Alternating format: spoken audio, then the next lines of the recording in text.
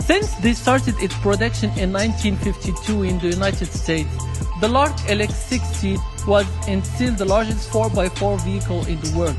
It used to serve the purpose of cargo. When the Vietnam War ended, most of the units that were made were destroyed, most by sinking them into the ocean. After a long search, Sheikh Hamad eventually found one.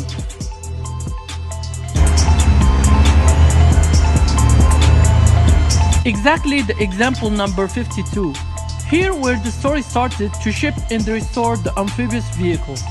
The process of cutting, shipping and assemblage of the LARC LX took around 12 shipping containers and about 10 months of hard work to bring back the vehicle to life.